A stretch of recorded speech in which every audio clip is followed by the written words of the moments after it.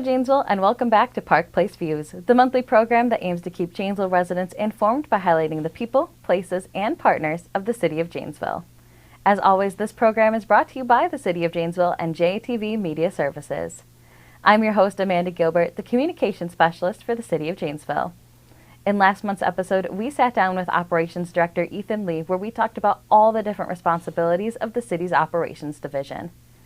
Today, I'm looking forward to being joined by Community Action's Public Relations Manager, Lexi Tintlemann. With Community Action just having celebrated its 60th anniversary in Rock County, I thought it would be a great time to invite Lexi onto the program to talk about Community Action and all it's done to help the residents of Janesville. Thank you so much for joining us today, Lexi. Thank you for having me. I'm really happy to be here. Yeah, absolutely. So before we jump into anything, why don't you tell our viewers a little bit about yourself? Of course. So originally I'm from Rockford, Illinois. So for the past about year, I've been getting to know the Rock and Walworth County areas of Wisconsin. So I've been with Community Action a little bit over a year now, and being able to understand a little bit more of what we're doing here with Rock and Walworth counties and being able to be a part of such an amazing agency has been really amazing. Awesome. And for our viewers who might not know, what is Community Action and what's the organization's mission?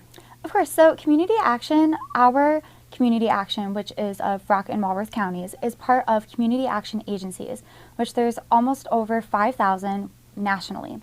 And with that, our agency ourselves, we cover Rock and Walworth, and we have housing, and we cover childcare, as well as we have a weatherization program, and we also have an individual program in Evansville. And throughout all of the different programs, we're able to uncover our needs through a needs assessment that we do every 3 years. So the way that we do that, we find what our needs are within the counties that we serve, and then we're able to find ways that we can navigate to be able to better serve those specific areas. Right now, we just had our needs assessment completed last month, and so we're navigating the best ways that we can next handle if we need new programs, if we're able to change the programs that we do have. And we actually recently did that with our fatherhood program, and so it used to be our fatherhood initiative, and then we changed that to Project Thrive. And so we found out that not only did we target for men, but men and women can now enroll in that program. So that was one way that we changed programs. So we're able to find the needs and then be able to curate that so that fits everybody, and we're able to serve better within our communities.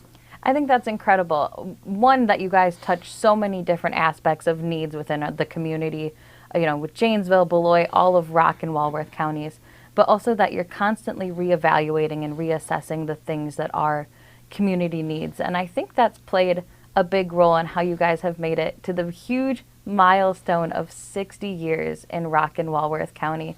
And like I said, you just hit that. How did you guys celebrate, and what does this milestone mean for you? This milestone is really amazing to us. And so what that means for 60 years, it means that we've been able to find the needs within our community and be able to serve within our community. And so in 1965, Lyndon Johnson created the Act on Poverty. And with that, we've been able to, as an agency, community action agencies have been able to develop all nationally. And so as an agency here in Rock and Walworth County, we've been able to give back and support our community and be able to help those in need. And we hope that one day, not only are we able to reduce poverty, but we hope that one day we won't be needed in the community because everyone will be able to achieve self-reliance. Yeah, absolutely. You touched a little bit on it a couple questions ago when you talked about how you do the assessment of needs and things within the community. But over the last 60 years, how have you seen community action change and evolve? Of course. So as mentioned before, community action changes and evolves through programs. And so we have adapted new programs. Over in Evansville, it used to be a standalone program. And so we have adapted that program. And so other than that, we've had different programs that we've brought in or that we've created and or that we've changed. I mentioned our fatherhood program that is now Project Thrive. We found out that we can change it to make it better. And so the agency itself over the past 60 years, I just reached my 1 year mark with Community Action. And so I can't tell you the full 60-year scope. But being able to uncover the past 60 years, there's been changes based on community needs, and that's what Community Action is here for. We're here for the community, and we take action in the best ways possible. Absolutely. And looking ahead, what are some goals or maybe plans that Community Action has looking forward? Community Action's goals are always to ensure that we're able to provide the best services for all.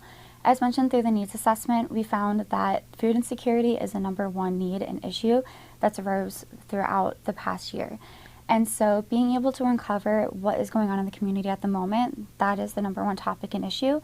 And so taking back the data, taking back what we've learned, we had over 600 respondents from our past needs assessment, which is, I think, the highest that we've ever had out of ever doing the needs assessment that we've ever done.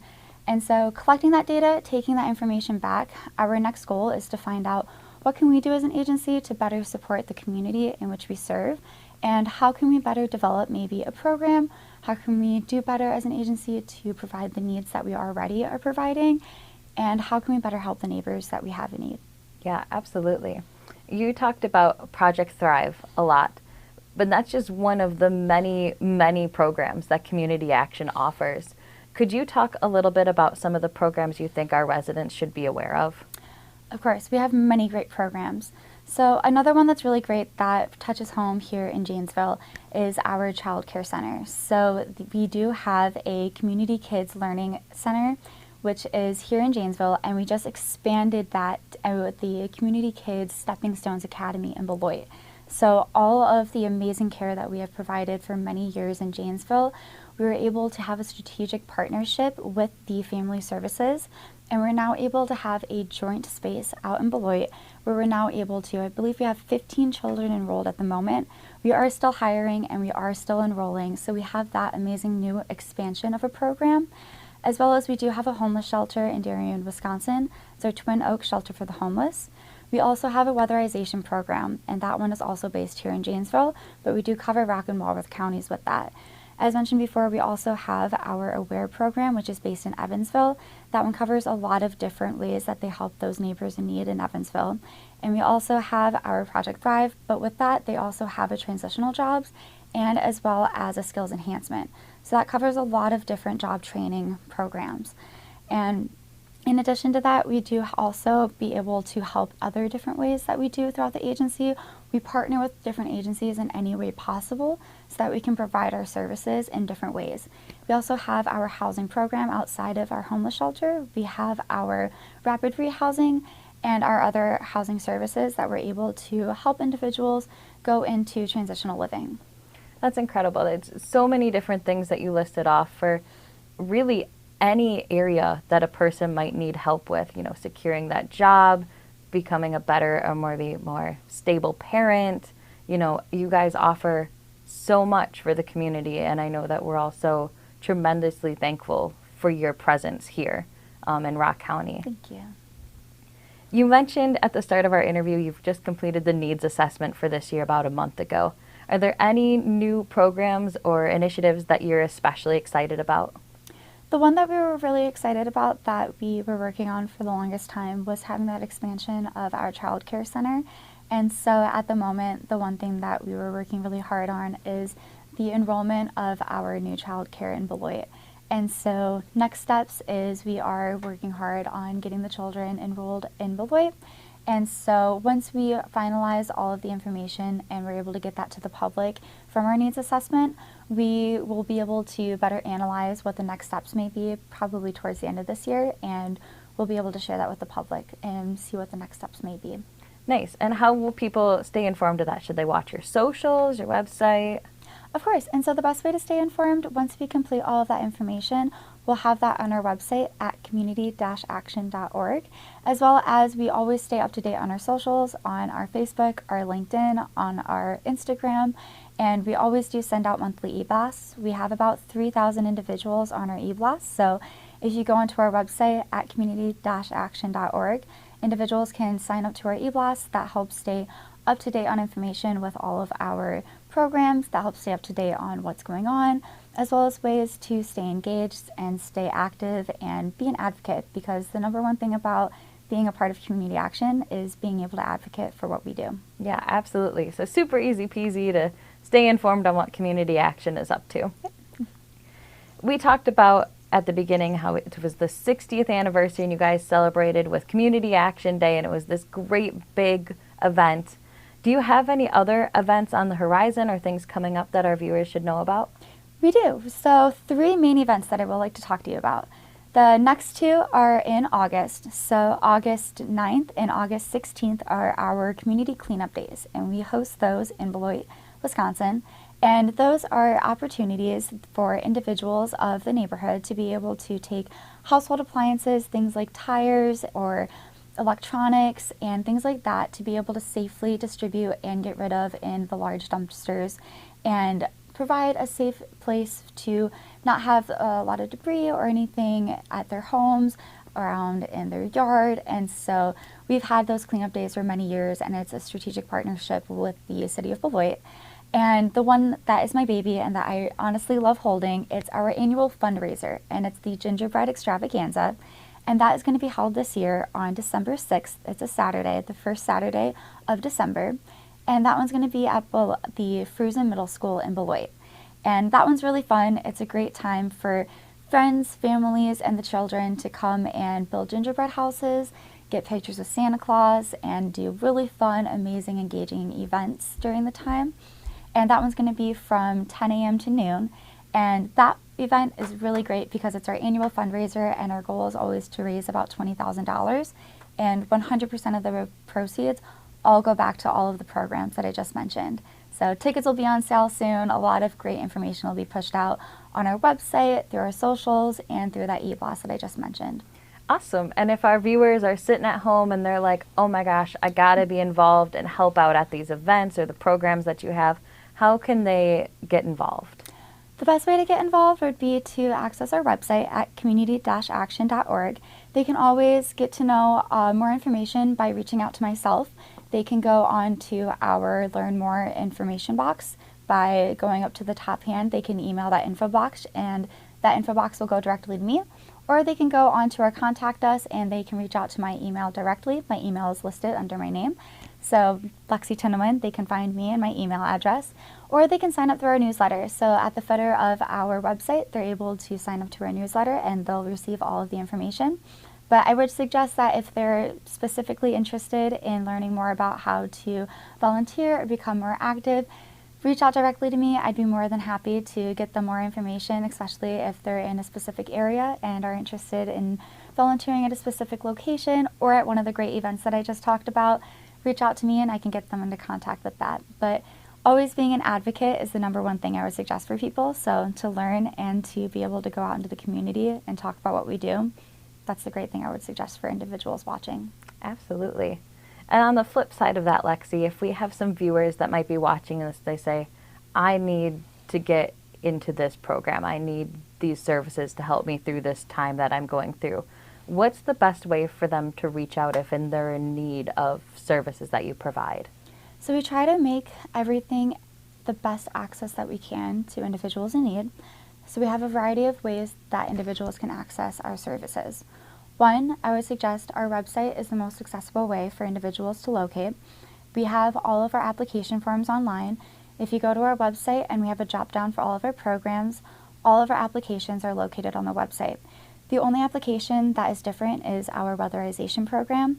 Individuals must first fill out through Home Energy Services, and then they can fill out an application. But all other applications are filled out online, and all that information will go straight to individuals within those services. Additionally, they can always call and contact the main number listed on our website. It's 608-313-1300, and an individual on the other side of that line will be able to help an individual find a different service, find the different program, and they can contact. Or our Pathways location, located at 20 Eclipse Center, an individual can walk in at any time from 8 a.m. to 4 p.m., and an individual within that location can help anybody provide the services, provide an application on site, and we'll be able to help that go from there and be able to find another location or find the services in which they're able to help. And even if our agency ourselves aren't able to provide the services I need, everybody are able to address a different location or be able to help secure another agency or somebody else that are able to help provide the services. That's great. So even if for whatever reason you guys can't help them, someone out there will be able to, and you'll help bridge that gap for them. Yes, yeah, a lot of our staff members are very knowledgeable on being able to bridge that gap. Nice. Now, you said you've been with Community Action for about a year, or you've just hit that year mark, right? I did, yes. What would you say is your favorite part about working with Community Action? My favorite part about working with Community Action are the success stories. Being the public relations manager, I get to share those, and I think being able to hear them, share them, and sometimes be a part of them, that fills my heart every day. Yeah, absolutely. I can totally see why that would be the best reason, the fulfillment of knowing you've really helped somebody and seeing them grow and change through this process. I think that's really special. Thank you. We're just about out of time, Lexi, but before I let you go, if our viewers want more information or have questions, can you give them your contact information one more time? Of course. As mentioned before, you can always contact us through our website at community-action.org, or you can contact me directly. My number is 608-295-1623, or you can reach me via email at ltintlemann@community-action.org. Awesome. Well, thank you so much for joining us today, Lexi. On behalf of myself and our viewers, I know that we are all so impressed and thankful for the work that you and everyone at Community Action does. The programs you provide for our community is just, it's invaluable, the work that you guys do. So thank you so much. Thank you for having me. Really appreciate being able to share what we do and being here. Of course. And speaking of our viewers, I invite you to stay connected with the city by following us on Facebook, Instagram, signing up for notifications via the JPD, via the Nixla app, and signing up to receive city press releases by visiting janesvillewi.gov/email lists. For Park Place Views and the City of Janesville, I'm Amanda Gilbert. Thanks for tuning in, and we'll see you again next month.